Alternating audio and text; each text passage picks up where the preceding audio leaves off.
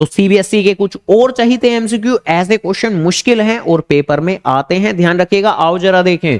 तो दुर्गा लिमिटेड ने कुछ नंबर ऑफ डिवेंचर इशू किए हैं और जो इशू किए हैं सर्टेन रेट ऑफ डिस्काउंट पर इशू किए हैं। अब ये डिस्काउंट का रेट ही तो वो मांग रहे हैं, तो ठीक है जी, ओके, डिस्काउंट पर इशू कर रहे हैं और जो रिडम्पशन कर रहे हैं वो प्रीमियम पर कर रहे हैं। अब अगेन कि आपको सबसे पहली बात तो ये पता होनी चाहिए कि जब कहीं भी इशू अगर डिस्काउंट पे होता है तो ये आपका एक लॉस है, और अगर रिडम्पशन आपका प्रीमियम पे होता है तो वो भी आपका लॉस ही होता है। जहां आप सीधा सीधा रिडम्पशन एट प्रीमियम तो पता कर सकते हैं भाई, 80,000 100 के हिसाब से वैल्यूएशन बनेगी 80 लाख रुपए, और उसके ऊपर जैसी 20% अप्लाई करोगे आप 80 लाख की फेस वैल्यू के ऊपर, तो अकॉर्डिंगली आप 16 लाख रुपए का लॉस कंक्लूड कर सकते हैं। अब आपको यहां पर यह नहीं पता कि इशू डिस्काउंट वाला लॉस कितना है। चलो जी, कोई भी दिक्कत की बात नहीं है, कर लेंगे बात। तो बेसिकली आपको ये वाला लॉस नहीं पता है। अगली जो बात शुरू होने वाली है कि ये लॉस सेट ऑफ कहां से होते हैं, तो सेट ऑफ करने के लिए जैसा कि आमतौर पर हम कहते हैं कि इनके पास में दो ऑप्शन होते हैं, सिक्योरिटीज प्रीमियम और प्रॉफिट एंड लॉस। जहां सिक्योरिटीज प्रीमियम के बारे में इस बार इन्होंने जानकारियां दी हैं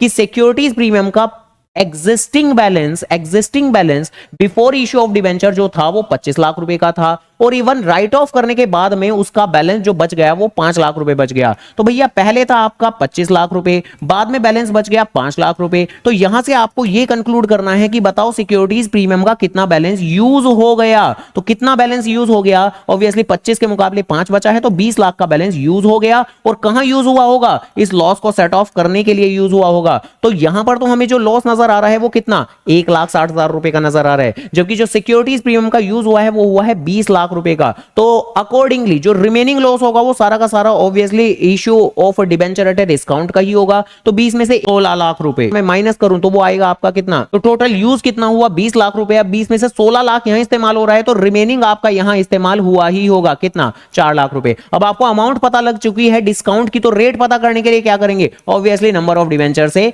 डिवाइड कर देंगे। जहां नंबर ऑफ डिबेंचर हमारे 80,000 के हैं तो 80,000 से डिवाइड करोगे आप, जो कि अकॉर्डिंगली निकल के आएगा 5। तो क्योंकि 100 रुपए का डिबेंचर है तो 5% ही सीधा आंसर कंक्लूड कर सकते हैं आप। तो बी पार्ट आंसर। ऐसी और एमसीक्यू जानने के लिए वीडियो को लाइक, चैनल को जरूर सब्सक्राइब तो करना, करो ना भाई, क्यों नहीं कर रहे। आप कहाँ थे ज्ञानी बाबा?